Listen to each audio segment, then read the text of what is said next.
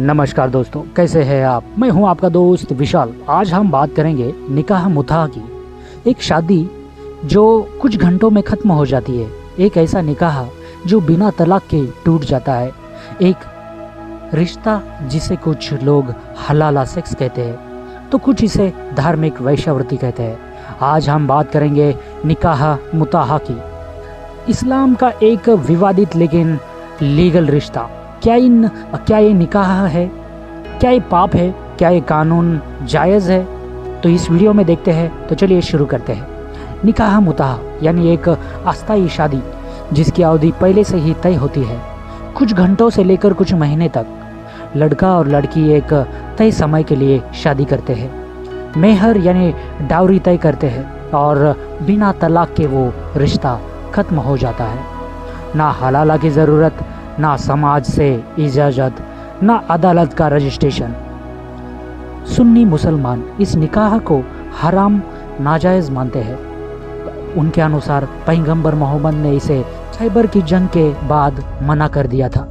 लेकिन शिया मुसलमान जैसे ईरान, इराक, भारत के लखनऊ, हैदराबाद, कश्मीर से इस निकाह को जायज़ मानते हैं। उनका मानना है कि कुरान की सूरह में इसे इजाज़त दी गई है जिससे तुमने इस्तिमा एंजॉयमेंट ली, उन्हें मेहर दो। उनके अनुसार इसे दूसरे खलीफा उमर ने रोका, ना कि पैगंबर ने। कुरान सूरह अन-निसा 424 में लिखा है, और जिनसे तुम इस्तिमता लेते हो उन्हें उनका मेहर दो। शिया स्कॉलर कहते हैं इस्तिमता यानी मुताह निकाह। सुन्नी हदीस में आता है कि सहीह मुस्लिम पैगंबर ने थोड़ा समय के लिए मुताह की इजाज़त दी, फिर मना कर दिया था। सहीह बुखारी कहते हैं कि पैगंबर ने मुताह और गधे का मांस मना कर दिया।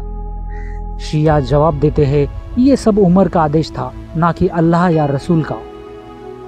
भारत में ना ही मुताह का कोई कानून है, ना कोई रजिस्ट्रेशन, मगर शिया मुस्लिम समाज खासकर हैदराबाद, लखनऊ, कारगिल में ये आज भी किया जाता है, कभी धार्मिक वजह से, कभी सामाजिक मजबूरी से।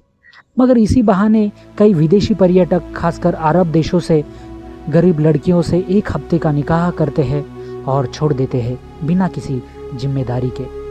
हैदराबाद में इसे कॉन्ट्रैक्ट मैरिज भी कहा जाता है।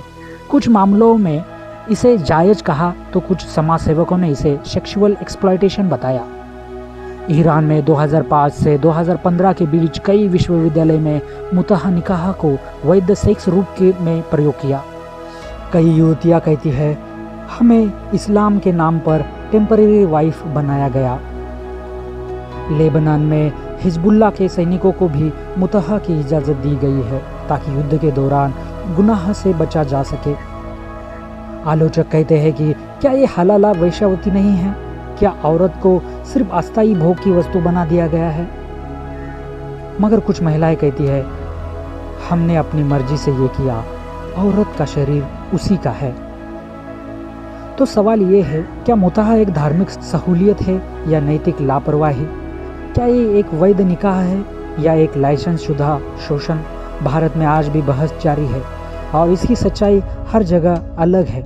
मगर एक बात तय है, इस निकाह का सही या गलत होना सिर्फ कानून नहीं बल्कि नियम, नियत, नारी पर निर्भर करता है। आप क्या सोचते हैं? क्या निकाह मुताह एक धार्मिक व्यवस्था है या एक लूप होल? नीचे कमेंट बॉक्स में अपनी राय ज़रूर लिखिए। अगर आपको ये वीडियो ज्ञानवर्धक लगे तो लाइक करें, शेयर करें और सब्सक्राइब करें।